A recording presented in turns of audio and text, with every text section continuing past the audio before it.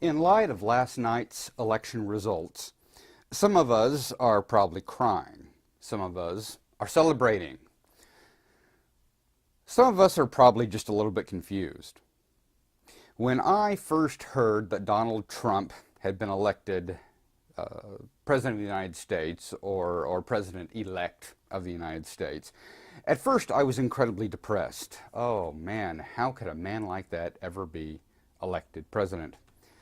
But then I thought, yes, but if Hillary had been elected, I would be just as depressed. I'm an independent. I've always been an independent, and with few exceptions, I try to always vote independent. To me, I am not going for the lesser evil. I have no interest in the lesser evil. I'm going for someone I believe in. And if I can't vote for someone I believe in, well, actually, I'm going to vote for someone I believe in. I'm just going to write them in if I have to. I do not believe in this fear-based concept that we have of, oh, vote for this person so they'll be slightly less bad as this other person.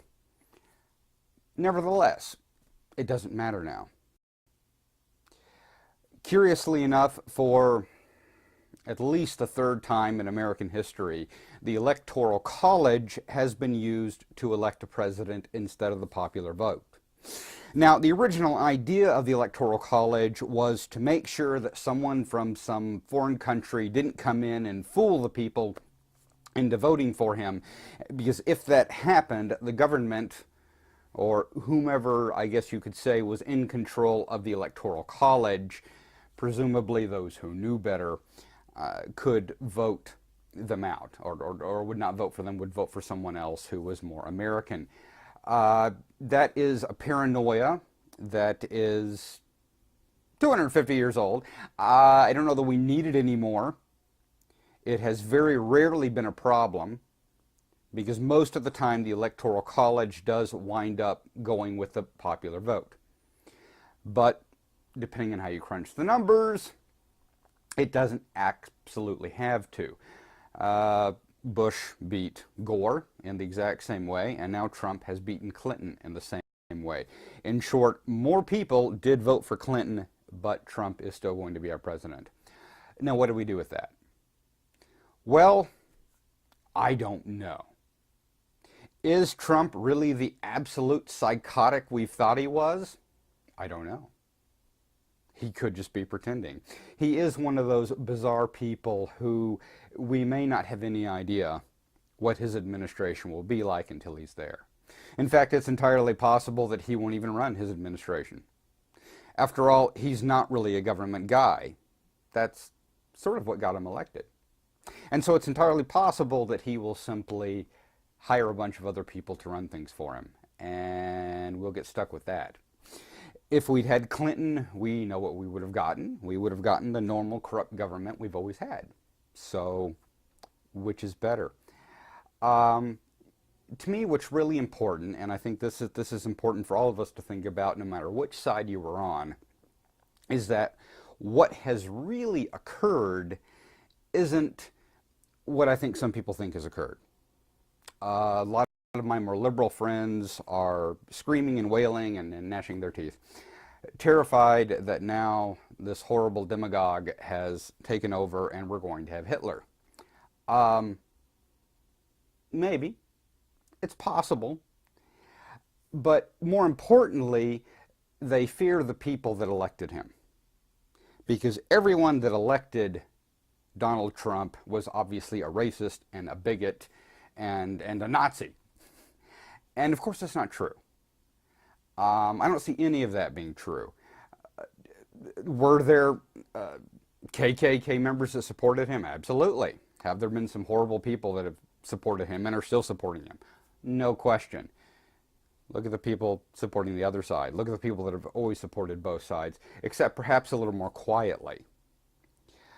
I don't think that the vast majority of voters for Donald Trump are racist. I genuinely don't. I'm sure some of them are. And I have heard some secondhand information of certain Donald Trump supporters that have literally seemed to be misogynistic lunatics and some really horrible people. I'm sure that's true. But what I see more than anything else is people that are completely fed up with an utterly corrupt government. We know it's corrupt. We've always known it's corrupt. It's been corrupt for as long as, well, probably as long as we've had government. But particularly this two-party system is extremely detrimental. It always has been. And I think that what's most important about this election, what most of us need to take from it, is number one, that the two-party system is corrupt, something we may have already known but didn't fully realize. Well, it is now. We really know that now. I think that Vote's victory, and we're talking from a bird's eye perspective, not getting down with our cameras and looking at the guys with white hoods who have voted for him. The real truth is that to a lot of people, Trump represented something else. Hillary, no matter what, was corrupt government. She was the epitome of corrupt government. She was the epitome of everything that has been wrong with us for years and years and years.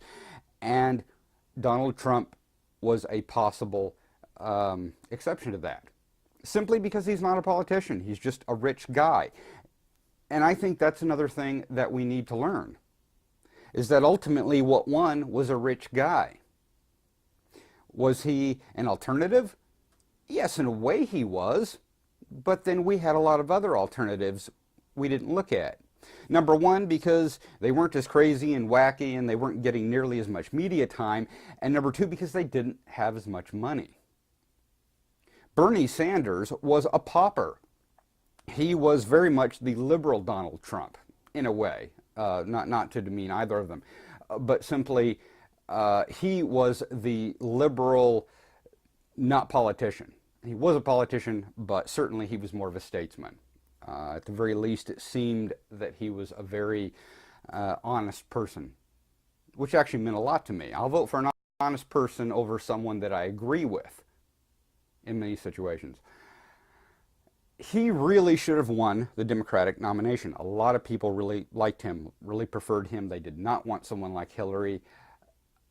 Does this prove that the Democratic Party is simply more corrupt than the Republican Party because the Democratic Party was able to block an honest candidate?